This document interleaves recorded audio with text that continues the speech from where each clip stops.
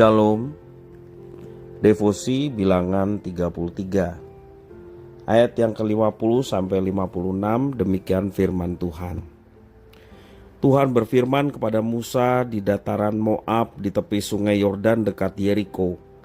Berbicaralah kepada orang Israel dan katakanlah kepada mereka, apabila kamu menyeberangi sungai Yordan ke tanah Kanaan, maka haruslah kamu menghalau semua penduduk negeri itu dari depanmu dan membinasakan segala batu berukir kepunyaan mereka.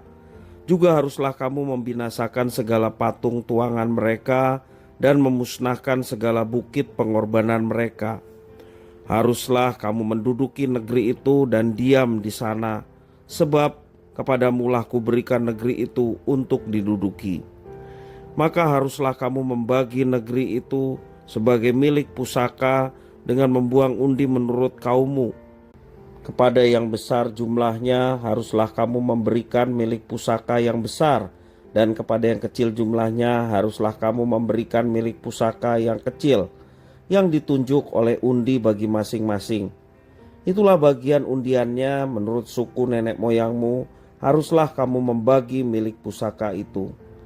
Tetapi jika kamu tidak menghalau penduduk negeri itu dari depanmu, maka orang-orang yang kamu tinggalkan hidup dari mereka akan menjadi seperti selumbar di matamu dan seperti duri yang menusuk lambungmu, dan mereka akan menyesatkan kamu di negeri yang kamu diami itu. Maka akan kulakukan kepadamu seperti yang kurancang melakukan kepada mereka. Demikian firman Tuhan. Pernahkah kita mengabaikan sebuah pesan atau peringatan? Seperti misalnya ada tertulis di lantai basah dan licin, berhati-hati. Kita mengabaikan peringatan itu dan berjalan dengan cepat-cepat tanpa berhati-hati sehingga kita terjatuh. Padahal kita tahu sudah ada peringatan, tapi kita mengabaikan peringatan itu sehingga kejadian menimpa kita, yakni kita jatuh terpelanting karena lantai yang licin. Mengabaikan peringatan. Belajar dari firman Tuhan hari ini, jangan kita mengabaikan peringatan. Atau juga terlebih ketika kita mendengar firman, jangan kita mengabaikan pesan dari firman Tuhan, tetapi laksanakanlah itu dengan sukacita.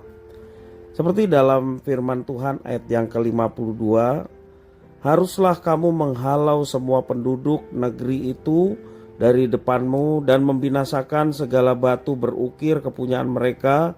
Juga haruslah kamu membinasakan segala patung tuangan mereka dan memusnahkan segala bukit pengorbanan mereka. Kenapa Tuhan serius terhadap masalah ini yang sepertinya kecil, yaitu menghalau semua penduduk negeri Kanaan? Bukankah secara fisik mereka tidak berbahaya setelah daerahnya ditaklukkan? Karena Tuhan tahu penduduk Kanaan kalau dibiarkan bergaul dengan bangsa Israel, pasti menyesatkan bangsa Israel yang mendiami tanah perjanjian. Hal ini terbukti kalau kita membaca kitab Hakim-Hakim. Bangsa Israel disesatkan karena menolak menghalau penduduk negeri itu. Kita bisa membacanya dalam Hakim-Hakim pasal 2 ayat yang ke-12.